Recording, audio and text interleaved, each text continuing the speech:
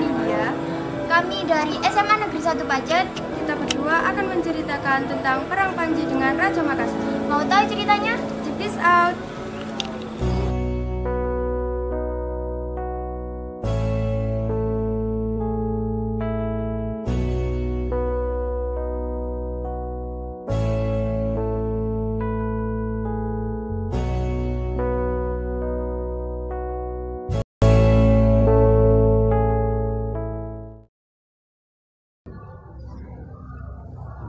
Suatu hari, Raja Kediri pergi ke alun-alun dengan patih dan putranya Raden Panji. Saat itu, utusan dari Raja Makassar, Patih Gunasaronta, yang memberikan surat untuk Raden Panji. Sementara itu, pasukan yang dipimpin oleh 4 Haeng tertinggal di tengah hutan. Kalian tahu nggak sih, isi surat itu Raja Makassar ingin duel dengan Panji. Dan taruhannya, jika Panji kalah, maka Panji harus menyerahkan semua istri dan semua harta dan bendanya kepada Raja Makassar. Setelah Panji mengetahui isi surat itu, ia langsung menulis surat balasan kepada Raja Makassar dengan menahan amarah. Lalu memberikan surat itu pada Patih Gunasaronta yang langsung memberikan pada sang raja yang ada di kerajaan.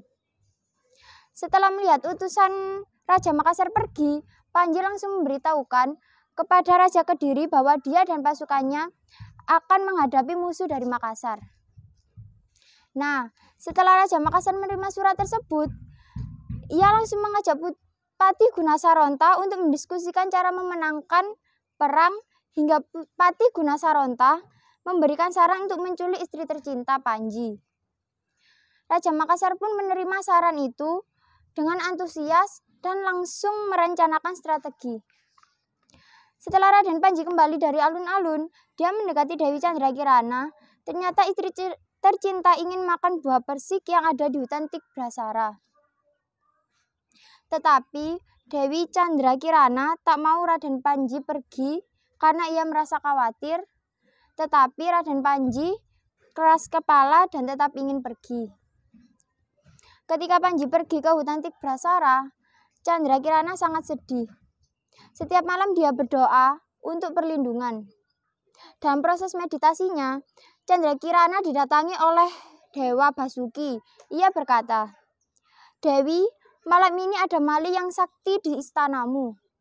Setelah mengucap terima kasih oleh berpamitan pada Dewa Basuki, Candrakirana pun dengan segera meninggalkan tempat meditasinya untuk memberitahukan pada pengawal pribadinya. Sedangkan Panji masih ditinggal di Taman Sari. Saat berburu, Panji melihat Dewa Basuki, lalu dengan segera ia mendatanginya. Kemudian Dewa Basuki berkata, "Malam ini ada kerusuhan besar di istanamu, cepatlah kembali. Aku akan memberikanmu restu untuk terbang dan menghilang. Kembali ke istana." Berkat kedatangan rahmat Dewa Basuki, Panji terbang kembali dan dengan cepat ia mencamaikan istananya telah terlihat. Istananya tanpa terlihat. Sementara itu, Raja Makassar dan Patih Gunasaronta terbang ke angkasa dan dengan cepat mencapai puncak istana Pandak. Raja Makassar kemudian memerintahkan Patih Gunasaronta untuk mempublikasikan ilmu sirep. Patih Gunasaronta kemudian melafalkan mantra tersebut agar semua pengawal istana Pandak tertidur. Prabu Brahmakumara memasuki istana. Panji yang melihat itu juga mengikuti Prabu Brahmakumara di belakangnya. Tetapi Prabu Brahmakumara tidak bisa melihat Panji. Kemudian Prabu Brahmakumara memasuki kediaman Candrakirana. Ternyata Candrakirana tidak tidur. Ia sedang bertapa. Prabu Brahmakumara pun sangat kesal karena Candrakirana sangat cantik. Ketika Prabu Brahmakumara bersandar di tangan Candrakirana, Panji yang melihat itu dengan cepat meraih tangan Prabu Brahmakumara dan menyeretnya keluar dari istana itu. Panji kemudian bertarung 1 lawan 1 dengan Prabu Brahmakumara.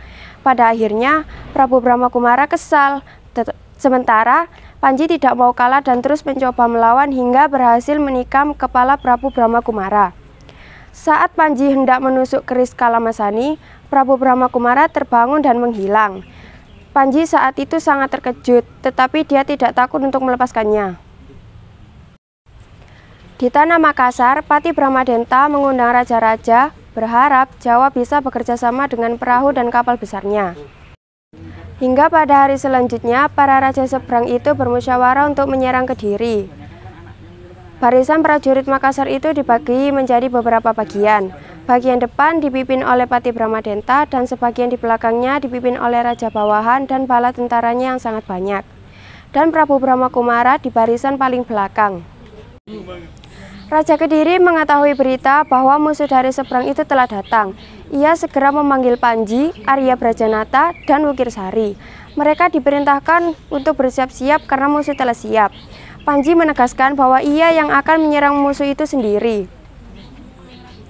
Arya Brajanata berkata ke Raja Kediri bahwa negeri Kediri perlu bantuan dari Raja Jenggala, Raja Ngurawan, dan Raja Singosari karena jumlah musuh yang sangat banyak. Raja Kediri menyetujui saran dari Arya Brajanata dan ia segera mengirim pesan ke tiga negeri tersebut. Setelah mendapat bantuan dari ketiga negeri itu, akhirnya mereka berangkat ke medan perang. Sesampainya di medan perang, ternyata pasukan Raja Makassar juga sudah berada di sana. Raja Brahmakumara kemudian menitahkan patihnya agar segera mengerahkan semua prajuritnya. Panji pun segera memerintahkan Arya Brajanata dan perwira-wira lainnya maju ke medan perang di barisan depan, sedangkan para prajuritnya mengikuti dari belakang. Kedua pasukan itu saling menyerang, pasukan dari seberang terdesak dan banyak yang tewas. Medan pertempuran itu berubah menjadi lautan darah. Peperangan telah berlangsung 6 hari, tetapi kedua belah pihak belum ada yang kalah. Bila malam mereka beristirahat dan sisanya mereka berperang lagi. Para raja seberang dan paternya mengeluarkan kesaktiannya. Rentetan panah-panah dari kerajaan seberang keluar tiada henti. Panah-panah tersebut mengenai prajurit-prajurit Jenggala sehingga banyak prajurit yang tewas. Melihat hal itu, Panji segera mengeluarkan panah saktinya. Panah itu lalu bertempur dengan panah para raja seberang sehingga panah raja seberang itu musnah. Setelah itu, Panji bersemedi, memohon kepada dewa yang agung agar mereka segera pergi. Permohonan Panji terkabul. Seketika itu datanglah angin topan dan petir bergemuruh di angkasa. Angin topan itu menerjang semua raja seberang dan para prajuritnya. Para raja seberang mengetahui hal itu, lalu mereka membaca mantra-mantra untuk menolak topan itu.